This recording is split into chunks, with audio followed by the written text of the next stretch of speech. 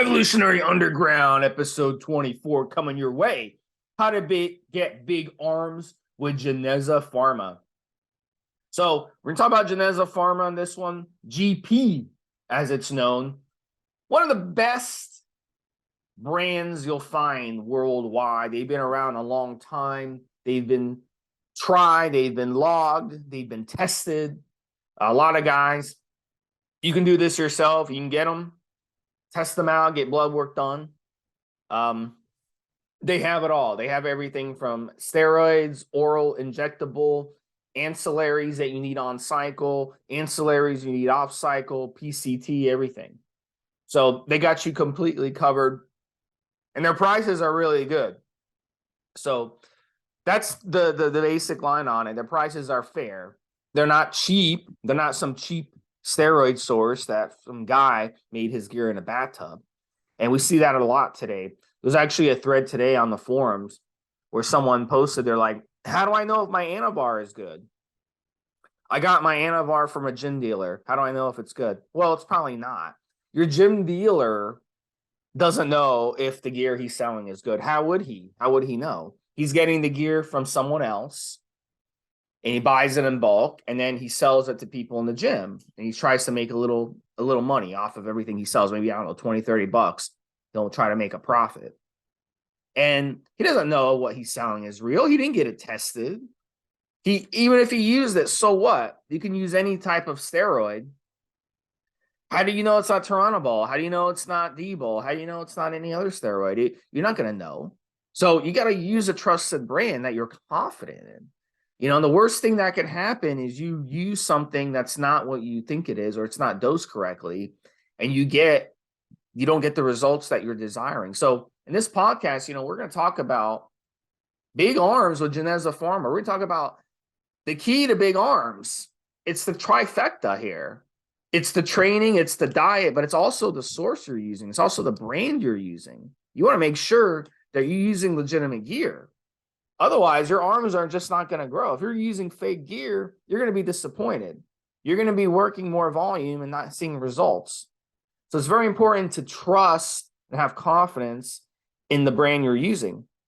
And GP has a fantastic assortment of anabolic steroids. And we're going to get into that in the next segment. So, Mobster, talk about Geneza Pharma, your experiences with it, and why you trust them. Like Steve says, I want any company or regular source that I use. Look, let's be straight up there, guys. Right? When we've all come into the game, for me, that's a long time ago. We're talking about over a decade since I used any anabolics when I first started using anabolics. So I'm the same as everybody else. I almost certainly bought something down the gym. I had a buddy that was getting stuff brought in from Russia and Pakistan, all that kind of stuff, right? So, and you paid a premium because you knew it was solid, you knew where it came from. Those days are a long time ago. So what happens now, as 99% of our listeners should be, in my opinion, buying their stuff off the internet. I would absolutely have to trust a person, or have dealt with that person for years if I was buying, like Steve referred to at the beginning, for some gym dealer. Absolutely have to have known that person for a very, very long time. And even I'd want to know where they were getting it from, even if I wasn't taking business off of them. So why would I want to use a company like Geneza Pharma? Right, it's because they've been around a long ass time, Steve. And to last in this industry is a big deal. We're going to be doing more podcasts on this kind of stuff in the future. Companies come and go. Some companies only last 12 months, Steve.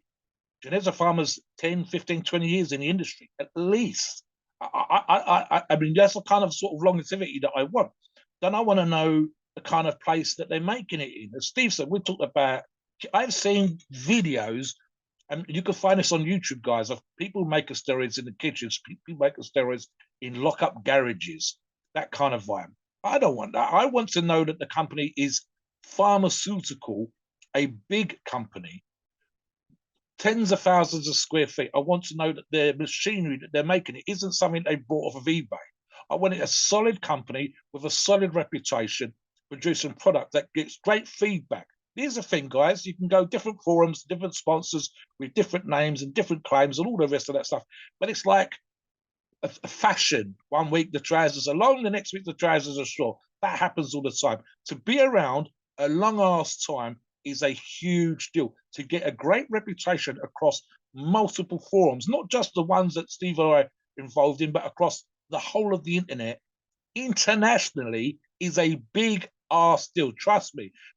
There are probably, I can think off the top of my head right now, Steve, maybe 3 or 4, and GP is on that list that has that kind of length of time, professional, great reviewed, positive feedback that is decades long. And that's exactly the way that you want any company that you're dealing with to be there. Sure, there might be a new company that comes out tomorrow, but it's going to take them that long to build this kind of reputation that Geneza Pharma has. So that's exactly why we look at a company like Geneza and we say, this is what we want from the industry. We want any other company that we're dealing with be exactly like that. And that's really, really, really difficult to do for, like I said, more than a decade that you could say this about. I think I'd actually have to double check, Steve. I think Geneza's been around close on 20, nearly 30 years at least. And that is a really, really big deal. It's incredibly rare in this industry to be around that long with a great reputation. So that's exactly the sort of thing that you're looking for. What do you think?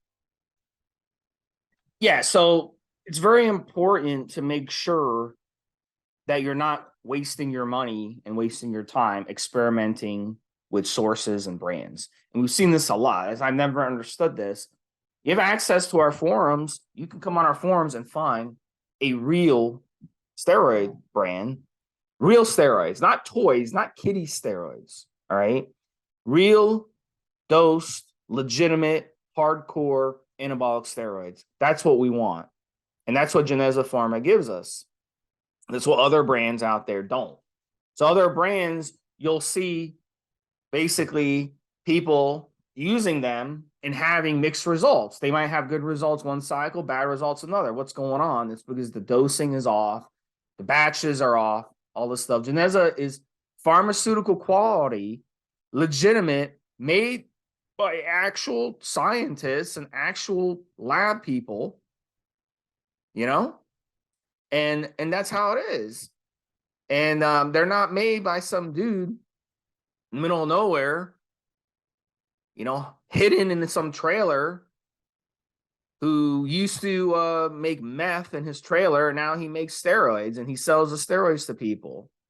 I mean, you know, that's not legitimate. You don't want to put that in your body. So, and I think most of you who listen to this, 99.9% of you are the type of people who trust a chemist, a lab technician, a scientist to put together something for you versus that guy in the trailer who's a meth head, who did, you know, years in prison and who's just got out and this is the only thing he can do because he can't get a real job.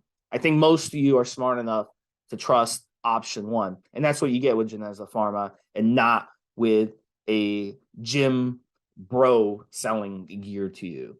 So it's all about why people love big arms before we get into anabolic steroids. So I'll tell you what, when you're out on a date and you're wearing, you know, you're wearing a nice shirt, right? Nice button shirt.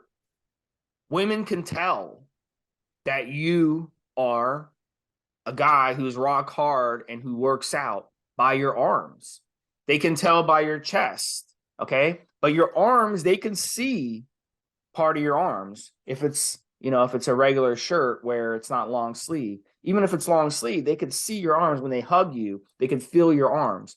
I've had women tell me, you know, they've gone on a date. They're like, oh yeah, I knew you had big arms. Well, the first time I met you on a date, I gave you a hug and I could feel your arms. They like that. They like to feel against your arms. They like big arms. That's very important. So women, men, whether you're straight, gay, whatever, that's a turn on to the opposite sex or the same sex. So you want to make sure that you're showing those. Your abs are wonderful things, but when do you get a chance to show off your abs? Only when you have no shirt on. You know what I'm saying? You could tell if someone has a flat stomach, but you can't see those abs, but you can see half of those arms. So what I like to do before, when I used to go on dates, is I'll go to the gym and work out some of my arms, right? Get a nice pump going, get the veins pumping out of my arms. Then when I go out to the gym, my arms are really full of blood. Yeah. And when I first meet that girl, she gives me a hug. She'll feel those big fucking arms with the veins popping out.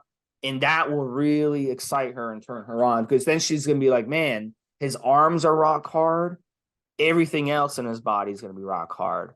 His calves, his privates, his abs, his chest, his shoulder, everything's going to be rock hard. And I can't wait to have this guy dick me, you know? That's what she's going to be thinking. And Steve, I've had let me women jump in tell here, us, Steve. yeah, go ahead. There's this weird situation in modern times. As we record this podcast, it's 2023, guys. So if you're listening to this podcast 100 years from now, I'll give you the date, right? So here's this thing.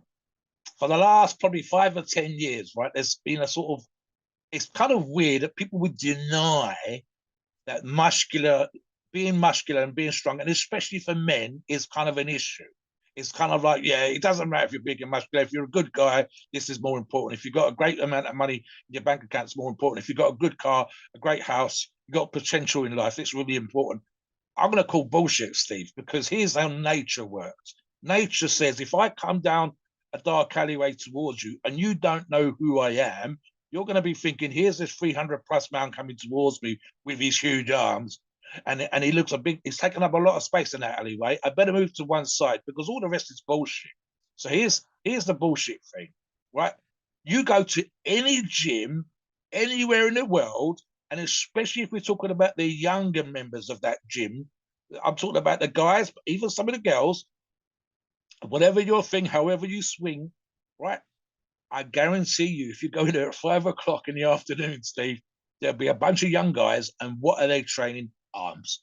What are they doing? They're hitting biceps more than they're hitting triceps, but they're training arms, right? Like Steve says, there'll be a bunch of women. I'm an older guy. Steve's the wrong side of 40, and I'm definitely the wrong side of 50. I'm nearer to 60 than I am to 50, right? And when just a few years ago, when I was dating like crazy, they can see from my photographs I'm a big motherfucker, and so the women are going to be attracted to me because of how I looked, and then hopefully how I spoke to them, the way that we flirted, and so on and so forth. Steve, the amount of times we'd go out on a date, right, and they would immediately do that thing that women do, which is where they hook their hand around your arm, and you're kind of sort of walking together to go to the restaurant, to the club, to the bar, or wherever it is, right? Now, when you get to know them, you're holding their hand, you're kind of sort of having that kind of vibe. But the first thing and what are they doing, right?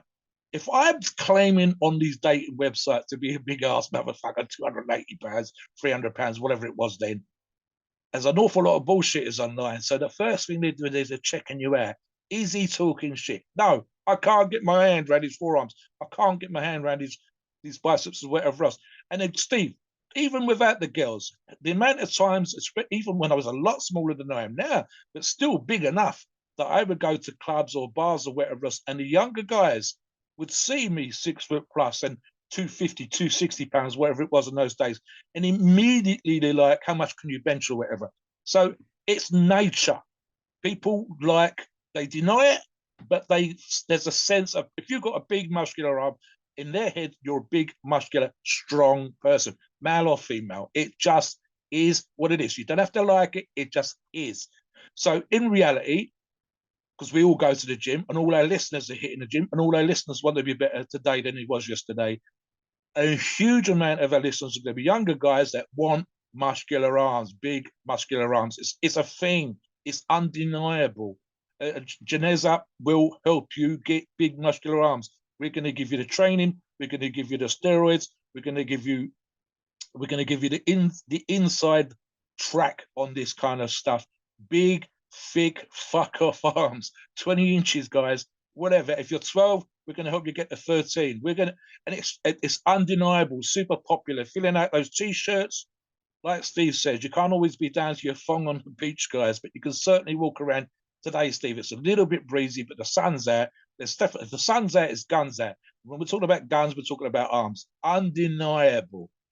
Don't have to agree with it. You're still listening to this podcast because you want those big arms. And Geneza's going to help you get there. Back to you. Yeah, so I can remember growing up watching, I grew up in the 80s, you watching those action flicks, and always, the actors in those action flicks, they had big arms. Arnold and Sylvester Stallone. Yeah. Yeah. You could see they always made sure they had that vein popping out of their arm and big Yes. arms, and they'd hold the gun, you know, the Yeah. machine gun in their arms. You could see their arms. Flexing. Flexing. Yeah. So they made sure, and then on the video, you know, on the picture of the movie, you know, when they're marketing the movie, they'd show a big picture of them with their big arms sticking out and big veins popping out of their arms. So I think that's part of it too for me, because the first time I started working out, I had no clue what I was doing. But one of the things I did is I took a dumbbell and I started doing curls, you know, and my arms started reacting. You know, I started to see my arms grow. And that was the first time I was like, damn, you know, weight training builds muscles, even though I didn't know what I was doing. You know, when you're 14 years old, you know, and even if you don't know what you're doing, as long as you can pick up a weight, you know, you're gonna have some results. So I found that fascinating, that I was able to, you know, really, for some reason, I don't know what it was, but I think it's the visualization and everything of having those arms.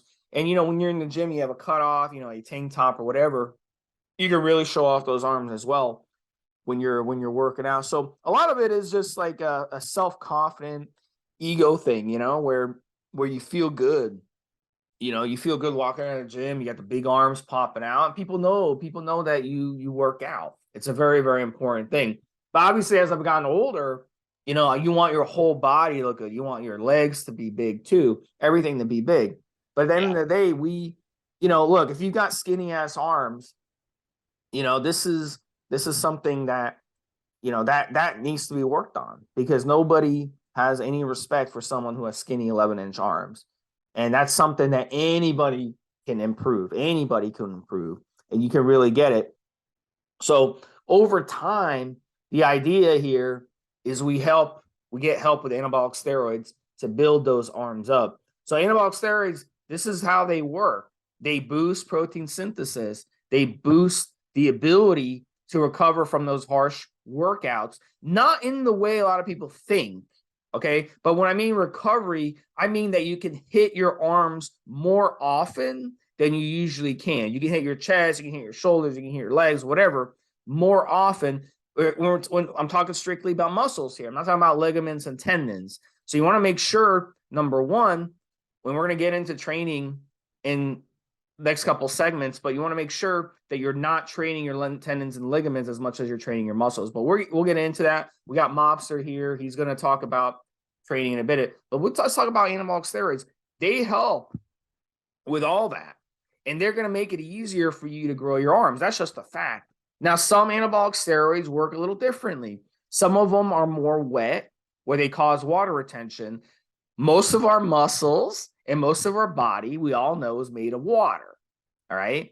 And if you didn't know that, now you do.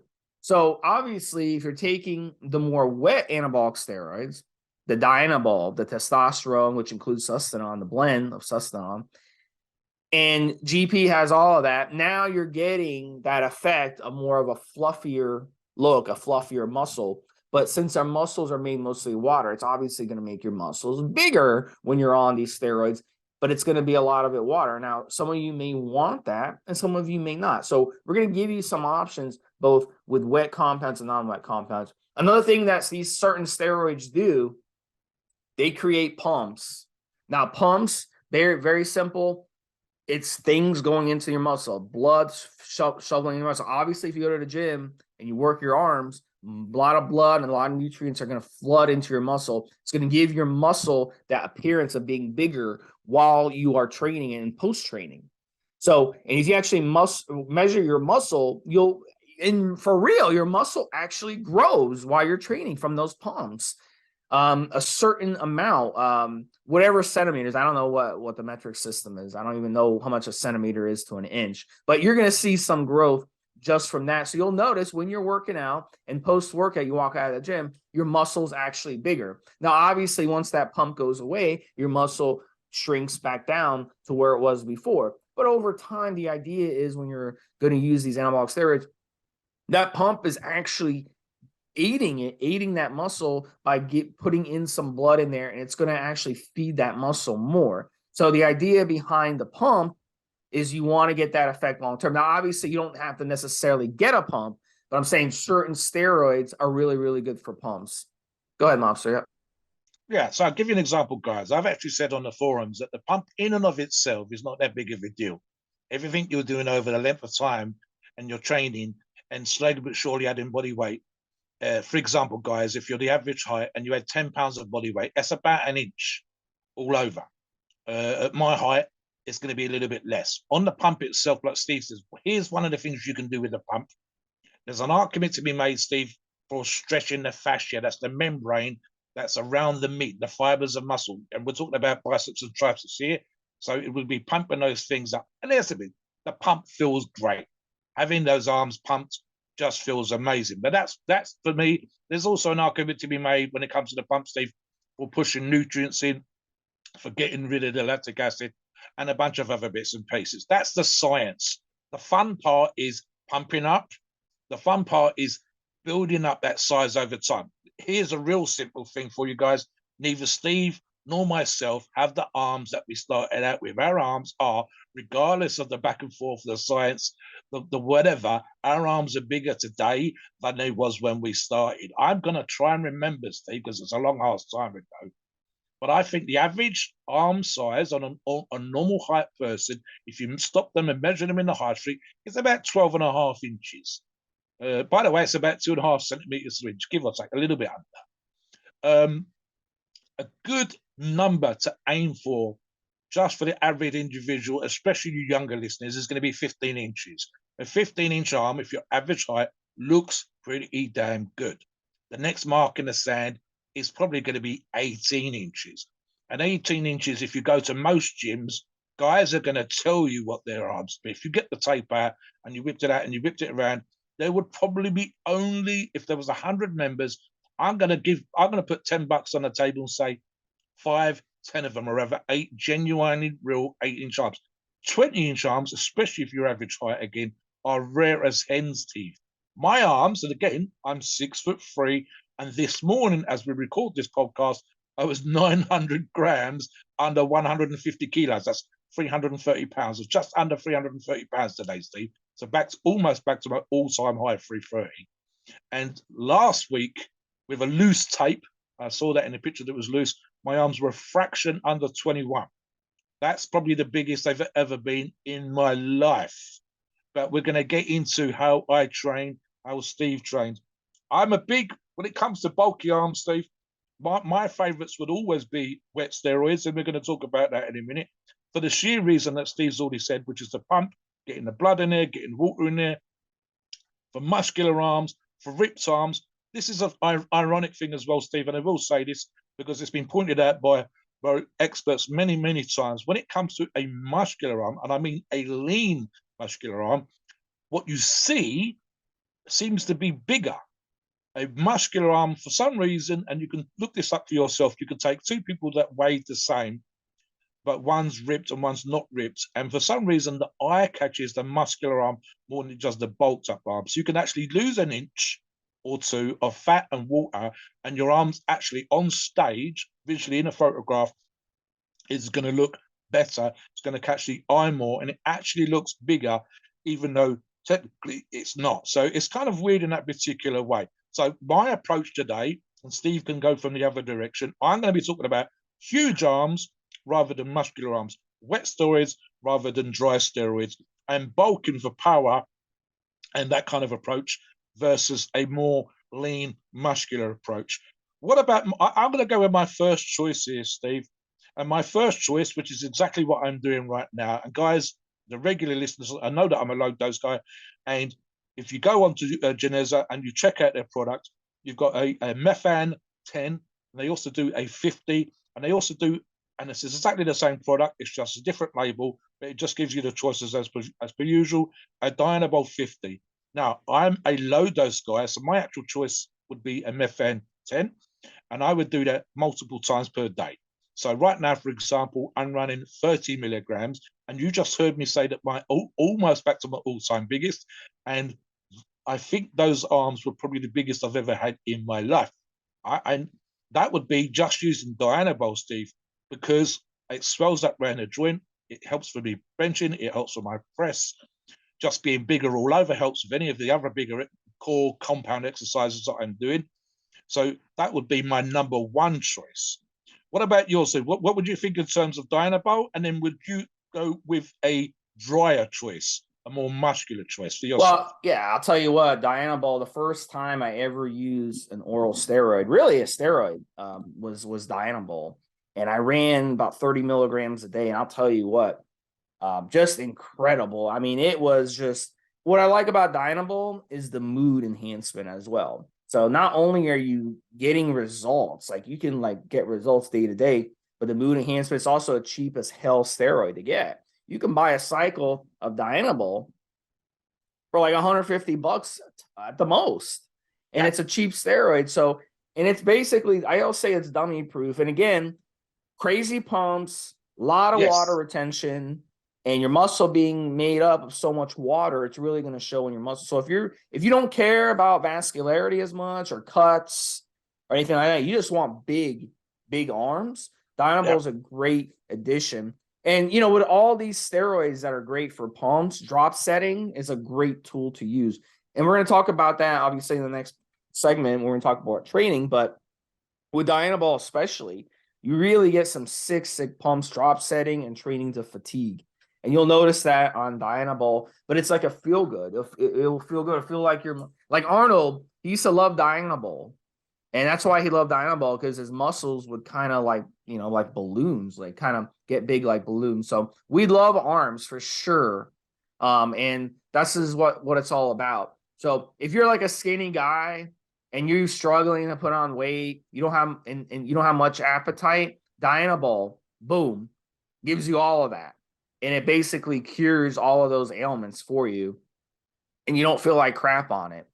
You know, you just want to be careful with Dianabol because of the water retention has side effects. Obviously, we don't want estrogen elevated in the body as it is, but also high estrogen can give you gynecomastia, bitch tits. We don't want to end up with bitch tits. So you want to be careful with Dianabol, and you may want to consider running a light aromasin with it.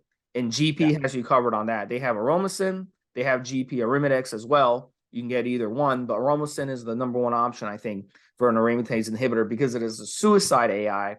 So it disables the estrogen enzyme from right away. So if you want to get on top of it, you could run a little aromasin with it, or you could drop the dose of Dianabol a little lower, maybe 10, 15 milligrams of Dianabol instead of the 20 to 30 milligrams.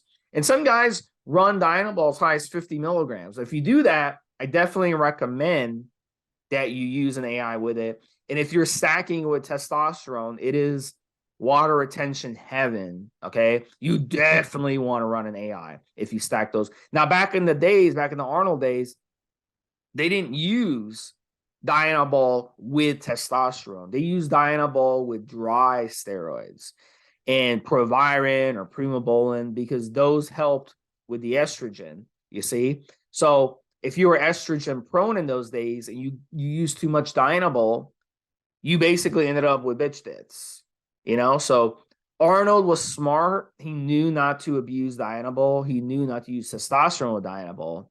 And he knew about estrogen. And he knew how dangerous it was because it could ruin your physique. So he avoided all that stuff as far as I know. I don't think he ever had like his gland removed or anything like that. I could be wrong. I don't know. Maybe you guys have inside information on that. But he was smart enough to do that. He was also lucky. You know, being lucky too when it comes to estrogen is important. There's some people they came and run 100 milligrams of testosterone without getting bitch tits. You know, so some people are just unlucky when it comes to estrogen issues. But you know, bottom line with Dianabol, it is basically a dummy proof. So run it like that. The other one, Da Mobster Anadrol, is very, very much cheap. It's also a cheap steroid, surprisingly cheap. But Anadrol is a little different because it's a DHT derivative. So dihydrotestosterone derivative steroid, okay? So it does not aromatize into estrogen, but it binds to estrogen receptors. So Anadrol is a really interesting one because you'll get harder on it, but you'll also have some estrogenic effects in the body. So it's really weird. Your muscles will get big and hard at the same time.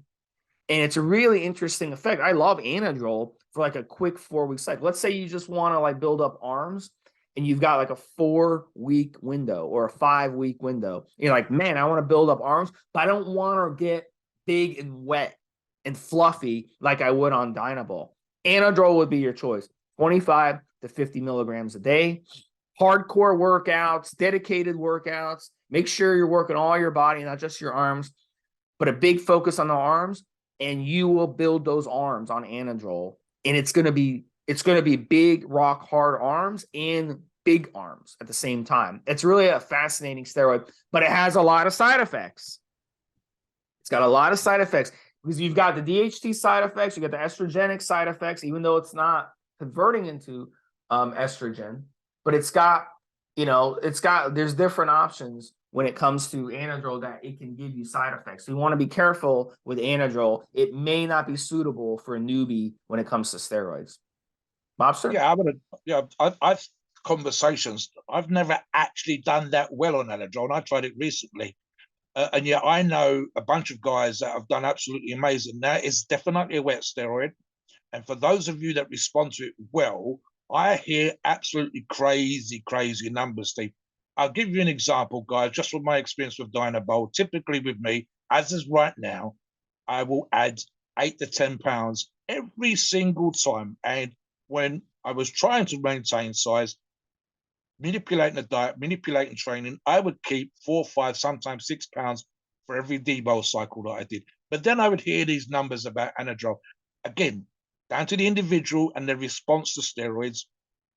Generally speaking, I would hear crazy numbers like 10 pounds as a minimum, but at the upper end, which is when it got crazy, sometimes 15 or 20 pounds on cycle. The trick always is to maintain that kind of, or some of that size and some of that strength after the cycle. And we've covered this in other podcasts, and I touch upon it on the forums and multiple times. So yeah, the Anadrol is a great one. GP does 2 versions of this, Steve, and it's exactly the same thing, guys. It's just 2 different names: a GP Oxy 50 and a GP Anadrol 50. And again, exactly the same product. You can split these pills the same as you can split the Dynabol 50s, the Dynabol 10s. Any of the orals can be split if you want to dose it different times through the day. Super wet for those people that respond incredibly well. I've never done that well on it. I can only imagine if the debol pumps with a low dose can be crazy, and they can be crazy. God knows what the Anadrol pumps are like for those that respond incredibly well. Definitely want to hear from you guys that use the GP Anadrol, just what kind of pumps and what kind of response you get. But again, this is a true wet bulking steroids for those of you that respond to it. I've tried Anadrol, didn't seem to do it. I know that Dynabol works for me, so I've gone with something that I know that works for me when I've got particular aims and targets and stuff, like I have right now in my training. And you go, what's worked? What size am I going to put on? How much weight am I going to add? This kind of stuff. And I know straight away, especially with a brand like Geneza, that I can use something that I'm familiar with, and I'm just going to blow the fuck up, Steve. So that's exactly the kind of stuff like that. Now, if it comes to an injectable, I would be looking, and again, I've touched on this on previous podcasts. One of my absolute fave, and there's 2 of them, my absolute fave would be SUST. And Geneza does a SUST 270, that's 270 milligrams per milliliter. SUST, as Steve said earlier on, is a combination of esters in one steroid. And my response to this, along with my other choice, which we'll touch on momentarily, which is DECA, I've always, when I've run these 2 together, done incredibly well. And I've done this in previous shows, but I'll repeat it again for new listeners. When I weighed 280 pounds back in the day, and I was running up to a strength competition that I wanted to do well in, and I was running an injectable cycle, my 2 most positive cycles, I would add 20 pounds both times that I run these two drugs together for these competitions. I would go from 270 to 290 or 280 to 300 pounds every single time. Now, as per then, although I've actually got bigger since because I've got stronger in some way since, I wasn't always looking to keep that size afterwards, but I was certainly looking to get as strong as I possibly could. And these 2 in combination, but especially as we're talking about it right now, Sustenance was a great choice for me. And again, it's one of those, I knew what was going to work, and I need and want to use a source like Geneza. What about you with regards to Sustanon, Chief? Steve, and would you choose something else, perhaps a drier compound for yourself as a personal choice? Yeah, for me, I mean, just because of my goals. But again, on this one, we're focusing on big arms. But I think a lot of people too, they mix up big, they think big means water. And a lot of you just aren't striving for that goal. So a lot of you just want big. So testosterone would be a good option. But what about DECA? DECA, it's more of a drier compound. A lot of people get themselves in trouble with DECA when it comes to being, a wet compound because they stack it with a bunch of testosterone, because people have been saying that for years. Oh, you got to stack DECA with a bunch of test. You got to stack twice as much testosterone with DECA. And then they get bloated arms and they're like, oh, my arms are bloating. But you can actually get good results. You got to remember back in the day, back in the gold age, I use this again. They loved DECA because DECA didn't aromatize heavily into estrogen. And in fact, it aromatized a fourth or a fifth as much as straight testosterone. So you can run more DECA and get less water retention than you would testosterone. So it makes sense that DECA would be a good option here. So decadurabolin, anywhere from 200 to 400 milligrams a week. And then if you wanted to stack some testosterone or Sustanon with it, just a small dose, maybe 100, 150 milligrams of those. And that's a good stack right there to get results. I would always also stack Proviron with any type of nandrolone. And here's why. I'll give you a little tip on why. Because when you take nandrolone, either nandrolone phenylpropionate, which GP does have, or the GP DECA, you are getting a conversion, a metabolization of dihydrotestosterone. Is not DHT. You're getting dihydronandrolone with those nandrolones conversion. Okay, so what's going to end up happening is your DHN is going to skyrocket on these nandrolones, and then your DHT is going to be way down. So you're going to have an imbalance. So it's very important to run a DHT derivative with a nandrolone. So Proviron is a great choice. You only have to run like 25 milligrams a day. That's it. You don't have to run a lot. Because I know Proviron isn't the cheapest steroid out there. But Proviron is a good option because it's got low side effects. It's also going to help with your arms because it's a hardener. And it's also because it binds well to SHBG, sex hormone binding globulin. And it's going to make your entire cycle work better. So it's going to free up more testosterone, free testosterone ratio. So it's going to make your whole cycle work better. So it's a really, really good choice as well. So if you want to run DECA or nandrolone, phenylpropionate, and PP, make sure you're running Proviron with it. And then you could stack in a little bit of test. But don't run too much test. Otherwise, you're going to be a bloated mess. And then you're going to wonder what the hell is going on here. You're going to say, oh, DECA causes bloat. And DECA should not cause bloat. It's a testosterone they're using with DECA that causes the bloat. Or the Dianabol you're using with DECA that causes the bloat. So we don't want bloated arms. We want big arms. There's a difference. Yes. If you go to the gym, go to a meathead gym around 5 or 6 o'clock when it's peaking and look around and you'll see what I'm talking about. You'll see the perma bulkers with the big fluffy arms and you'll see the dudes with the big arms. They're not fluffy, but they're big. They're big and they are vascular. And there's a difference. So my arms, if you guys see my pictures that I posted, I would categorize my arms that way. Granted, I have good genetics for big arms because I have short, stockier, more short, stockier physique. I'm 5'6", so I have very big legs. I have very big arms. You see, so it's different.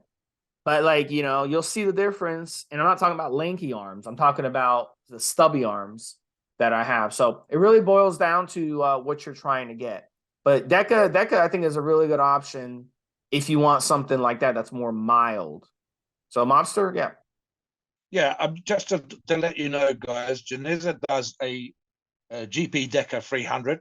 And I've already said, Steve, that's one of my favorite injectable combinations, my favorite injectable stack for bulk, for size, as Steve said.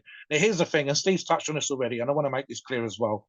You're managing your estrogen, like Steve said, with an aromatase inhibitor earlier on. That's going to stop the being too watery, too fluffy, like Steve said earlier on. And then obviously, which we will touch upon after training, diet is super, super important. If you eat a ton of crap and take a bunch of watery drugs and don't use an aromatase inhibitor, it's going to be Water City. And when Steve says fluffy, he's not joking. You've seen out of control water and guys that are just eating everything within a 3 mile radius. It's going to be ugly. You're going to be big for sure. But we know that's not what you're looking at, guys. We want to have something like a waist that makes those arms look big. Something like, room around the joints, especially if you've got small joints, so much the better. So that it doesn't look like just a watery mess. That's no fun for no one. Genuine, real big muscular arms are the kinds that we occasionally used to see in the old bodybuilding magazines and we still see online. We know what that looks like. We've all got a good idea of what that is in mind, Steve. I want to touch upon the training now. Right. So this is a kind of training that I do, and it's a little bit of an insider tip. Right. So if I was talking about sheer muscular bulk, just as big as I could get my arms as possible, Steve, I'm looking pretty much for the majority of my size, but this is actually something I want to touch on this for the younger guys. This is one of those little tips that you younger guys need to be aware of. 2/3 of your upper arm, and that's what we're really talking about here, Steve. I will touch upon forearms. 2/3 of your upper arm is tricep meat, not bicep. You think it is for the amount of biceps that you see younger guys training, but it's tricep. So stuff like bench dips done on a set of bars that you dip in frame that you find in some gyms, heavy press downs, skull crushers is a particular favorite of mine at the minute. And skull crushers, that's seated, standing, laying down. My favorite one of them is laying down because I can spot myself. A heavy skull crushers. I wear elbow sleeves on the super heavyweight, Steve, just because I'm an old motherfucker. I want to protect my joints, and it's going to help me move some real big weights. And any kind of bench pressing, but especially the close grip, which is the kind of style that I use. Overhead pressing. This is the thing that sometimes people forget about arms. If you're strong all over, I'm talking about squat, deadlift, bench press, then your arms are going to be strong. And again, if you add 10 pounds, as I said, to a normal size trainee, this is an inch on your arm. So being big and strong on other lifts matter. What about biceps? Right, so I'll give you an example, Steve. Those of you that follow my log on the forums will know that I have 2 bicep workouts and 2 tricep workouts, for that matter. 2 different arm workouts. One is super heavy, and I'm talking about mobster talking bullshit heavy hammer curls, as in I've thrown around, this would be loose and cheating like a motherfucker, Steve. I've thrown around 100-kilo dumbbell on hammer curls. That's 220 pounds for your American listeners. And it sounds like bullshit. You can look it up. It's on Instagram. You can find me online. I can put a picture up if you want. I've done it on my log, so you can see that I've done that stuff. But that's super heavy. That is not strict. And arguably, Steve, there's even an argument to be made for lighter weights with a much better focus on contraction, which ironically is what I do in my other workout. So my other workout is a bicep tricep machine. And Steve touched on this right at the beginning of the show, squeezing the contraction, the drop sets that Steve mentioned, slightly higher volume.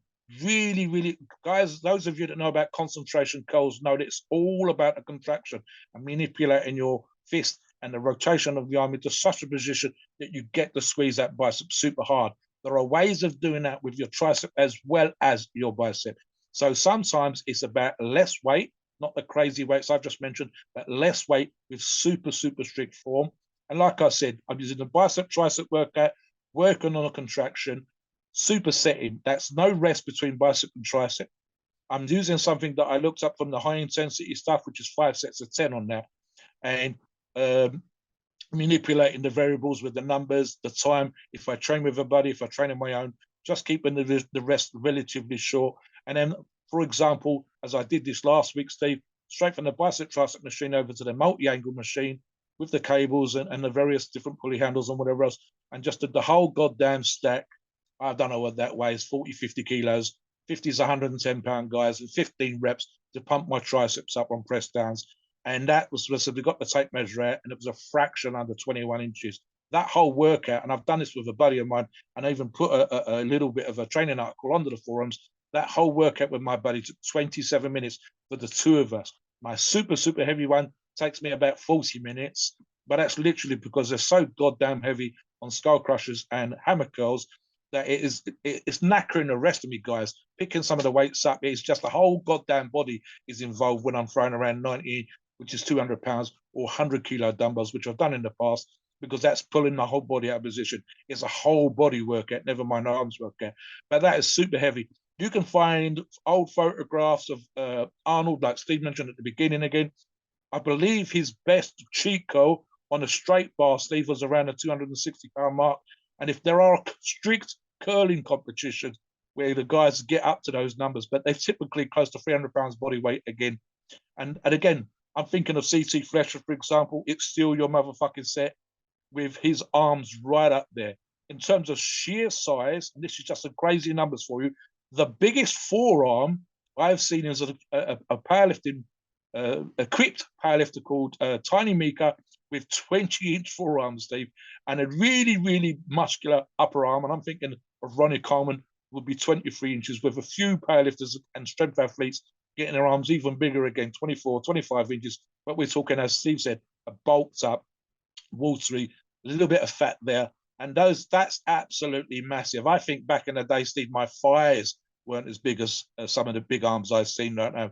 I'm thinking of the Stoltman brothers, where I see a photograph a few days ago, Steve, where there's at an expo, and two of the fellas in the photograph make strongman equipment, and a decent sized fellas, 17, 18 stone, 200, 210, 220, 230 pound body weight.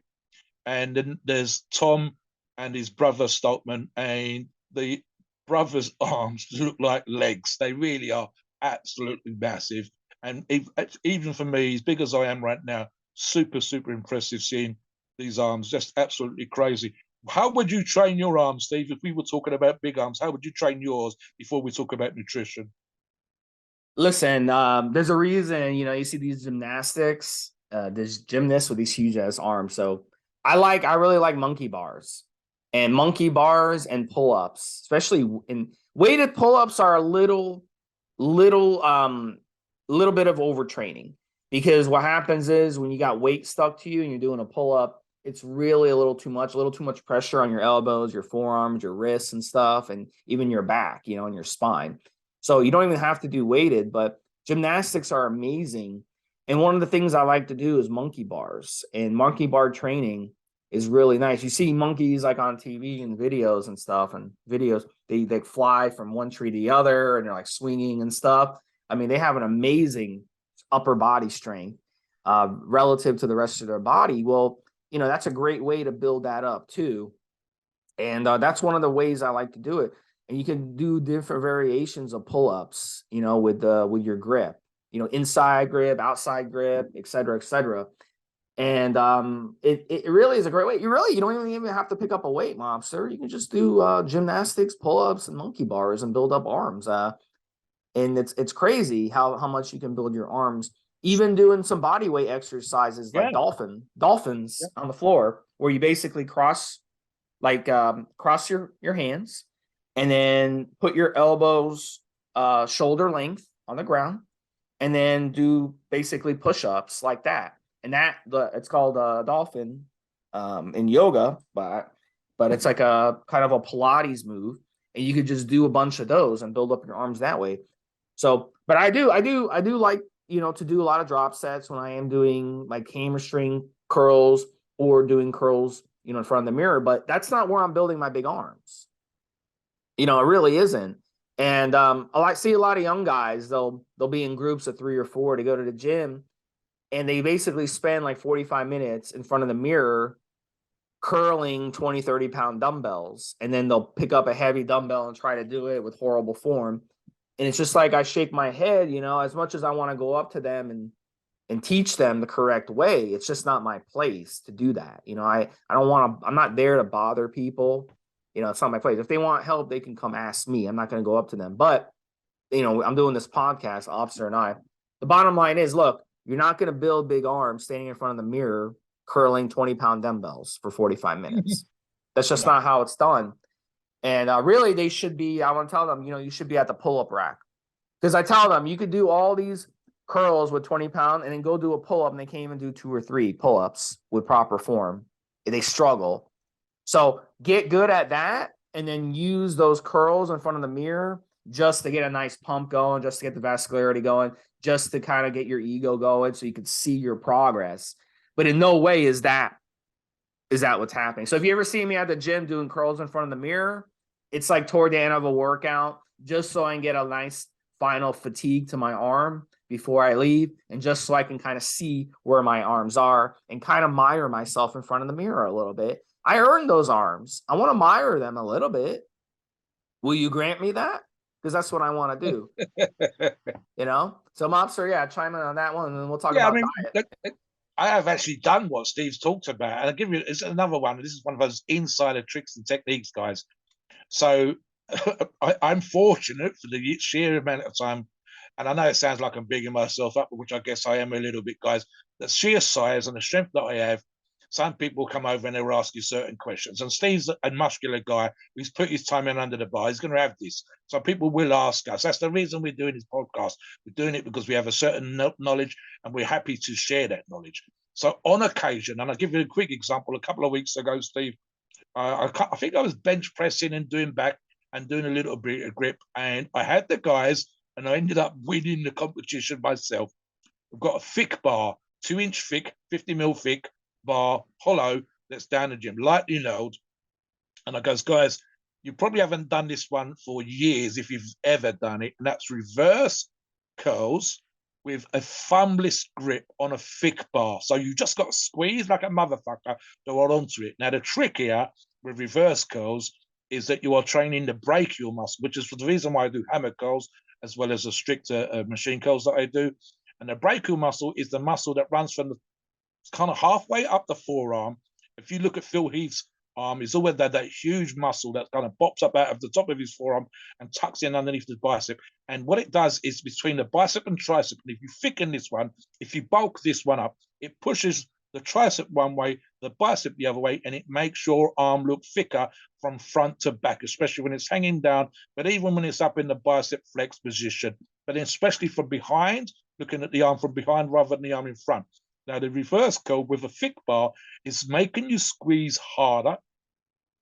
So you've just got to grip it. You're not using your thumb, which would be easier. And then you are squeezing that forearm, that brachial muscle against the bicep. It's just horrible, Steve. And I think the bar weighs 9.5 kilos, which is about 20 pounds. And we had 5 kilos on each side, which is 11 pounds on each end, guys. So what's that? 22... It's about 40 something pounds, and I won with 20 something reps, and it was horrendous. It's surprisingly light, but hard to do.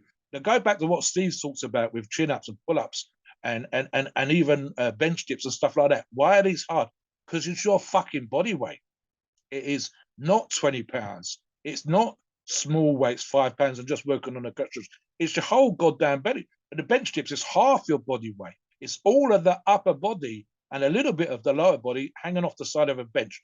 And the reason why, and even it's things like the stretch in a bench dip, which is like a great example, you're in a stretch position. It's the reason why, for example, I've done this, Steve.